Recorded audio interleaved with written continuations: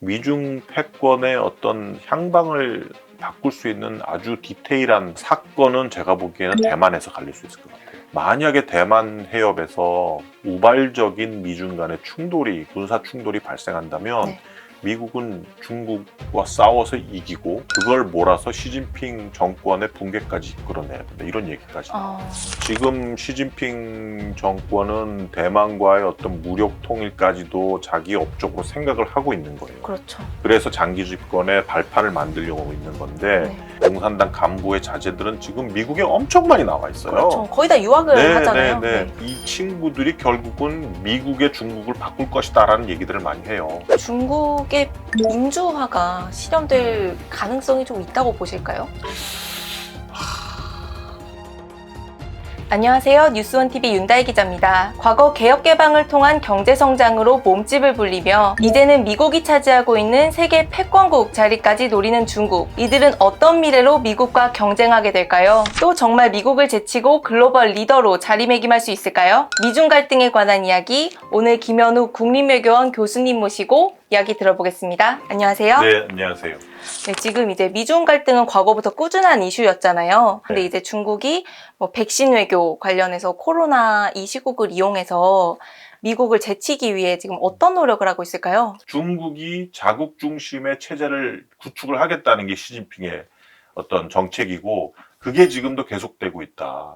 그걸 통해서 결국은 중국은 미국을 대체하는 중국 중심의 어떤 질서를 만들고 중국이 패권국의 지위를 미국을 대체하려고 하고 있는 것이다. 이런 것들이 결국은 지금 트럼프 4년 동안을 이용을 해서 중국이 상당히 많은 국가들에게 공공재를 뿌리고 지금 백신 외교도 그거의 하나거든요. 중국 백신이 무료로 계속 배분이 되고 있어요.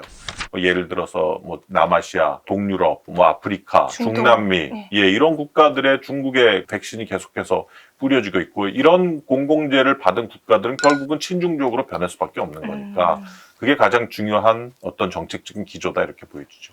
1대1로도 그중 하나고 그래서 이제 그렇죠. 미국도 이제 1대1로에 참여한 국가들한테 계속해서 좀 압박을 넣고 있는데 미국은 이제 이렇게 급부상하는 중국을 억제하기 위해서 어떤 조치들을 좀 하고 있을까요? 트럼프 정부의 정책이 상당히 큰 도화선이 됐다고 봐요. 그 전에는 2001년도 WTO 가입을 시키면서 중국 경제를 시장 경제화 시키면 중국이 바뀔 것이다. 민주화될 것이다. 이런 희망을 가지고 있었는데 결국은 오히려 WTO까지 중국이 잠식을 해버리는 그러한 세력이 영향력이 점점 강화가 되고 물론 이거는 이제 트럼프가 이런 모든 국제 정세의 흐름을 알아서 한 정책이라고 생각하지는 않아요. 트럼프는 비즈니스맨 출신이고 그래서 경제적인 이윤을 매우 중요시했기 때문에 왜 무역 수지 적자가 점점 늘어나지? 중국은 흑자가 늘어나는데 이런 단순 논리로 시작해서 중국을 때리기 시작을 했고 근데 코로나가 닥치면서 코로나에 대응을 못한 자기의 지지율이 떨어지고 대선을 앞두고 그러니까 이거를 중국 탓을 하고 중국을 스케이프고트를 삼기 위해서 이 코로나가 우한에서 바이러스가 시작이 됐다. 그러면서 중국 때리기를 상당히 심각하게 더 몰아붙이면서 체제 경쟁으로 몰고 갔단 말이에요.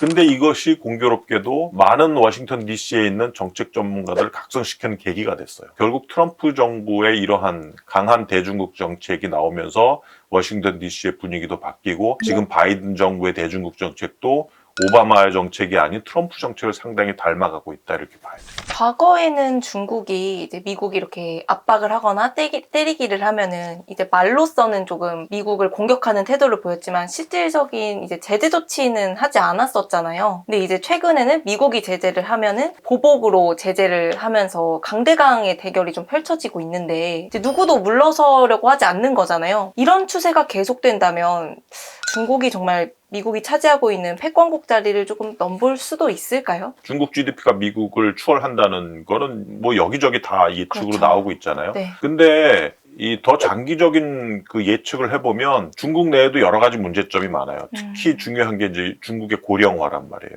그 노동 인구가 점점 줄어들고 그렇기 때문에 중국의 경제 성장률이 앞으로 계속 꼬꾸라지게 되면 그리고 이제 미국은 계속해서 이제 유입 인구들이 많아지잖아요. 이민 정책 때문에. 그렇기 때문에 지금 예상 나오는 거는 한 2057년 정도? 그러니까 지금부터 한 40년 정도가 지나면 그러면 오히려 미국의 GDP가 중국을 다시 추월한다는 그런 예측이 나와요. 그러니까 엎치락 뒤치락 생각한다는 말씀이시네요. 그래서 이번에 그 5, 6년 이후에 중국의 GDP가 미국을 능가하더라도 그 이후에 중국의 GDP와 미국의 GDP 차이가 계속 벌어지는 것이 아니라 그 미세한 차이로 유지되다가 57년 정도면은 미국이 다시 중국을 뒤집는다는 얘기가 나와요.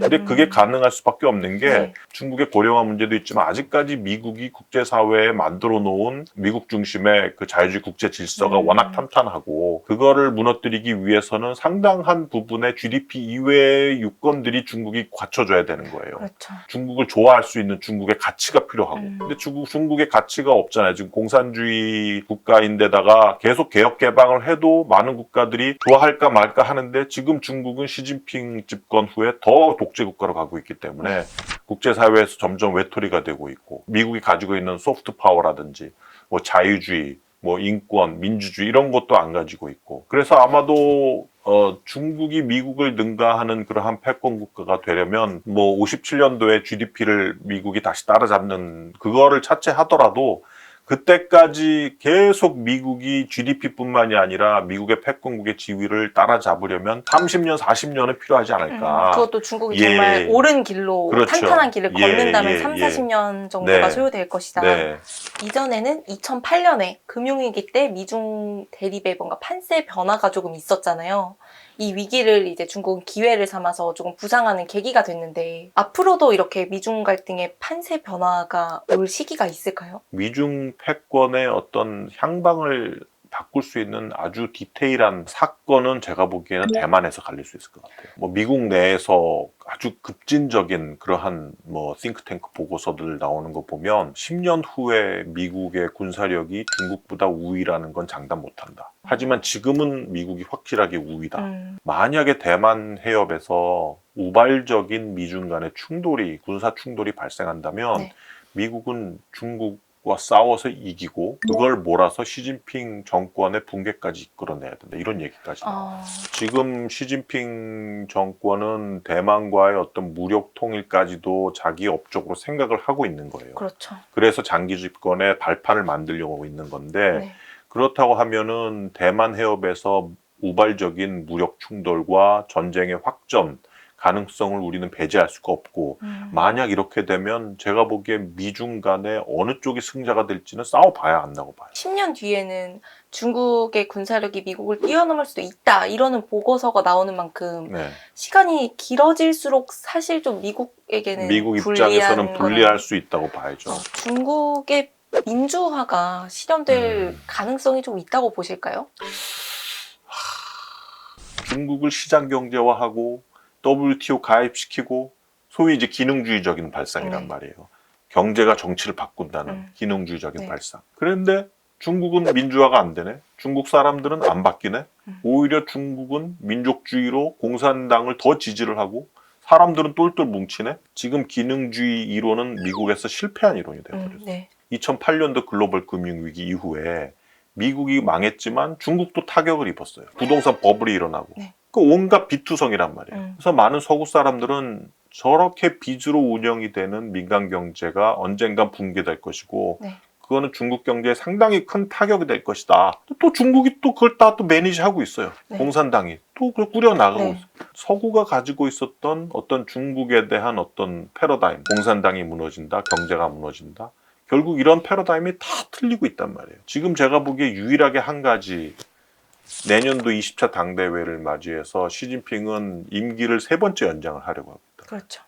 과연 여기에 대해서 중국 엘리트들이 어떻게 나올까? 또 한 번의 기회이자 한번 저희가 눈여겨봐야 할 관심사라고 봐요. 이것마저도 실패할 가능성이 높아요. 왜냐하면 중국 인민들은 지금 시진핑에 대한 로열티가 너무 높아요. 부패를 척결한, 부패를 청산한 아주 깨끗한 지도자.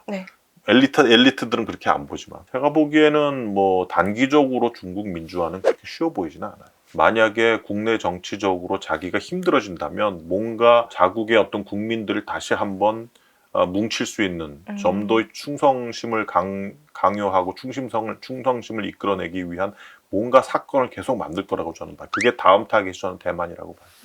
내년에 만약에 3년이면 성공을 한다면 일각에서는 이제 시진핑 중국 국가주석이 영구 집권을 할 수도 있을 것이다라는 분석도 사실은 나오거든요. 그렇죠. 뭐 제2의 푸틴이 된다는 얘기도 나오고 있고 네, 3년임 4년임 계속 시도를 하겠죠. 소위 이제 그 중국에서 잘 사는 부모를 둔 공산당 간부의 자제들은 지금 미국에 엄청 많이 나와 있어요. 그렇죠. 거의 다 유학을 하잖아요. 네. 이 친구들이 결국은 미국의 중국을 바꿀 것이다라는 얘기들을 많이 해요. 지금 중국 안에 있는 사람들은 아무것도 모르고 뭐 중국의 어떤 공산당에 세뇌돼서 계속 중화민족을 부르짖고 있지만 밖에 나와 있는 얘네들이 결국은 중국에 어떤 영향을 주고 중국의 정책이나 중국의 여론 형성 아니면 결국은 이제 중국에 들어가서라도 어떤 결국은 제2의 미래의 어떤 민주화된 중국의 모습 충분히 어느 영향을 줄 수 있지 않겠느냐 이런 얘기를 하고 있기 때문에 중국의 젊은이들이 아마 어떤 역할을 할지를 좀 두고 봐야 되지 않을까 싶습니다. 작은 목소리들이 이렇게 또 뭉치면 네. 또 하나의 불씨가 될 수 있으니까 네. 그 점 저도 기대를 해봐야겠네요. 네. 오늘 인터뷰 너무 감사합니다. 네, 감사합니다. 감사합니다. 네.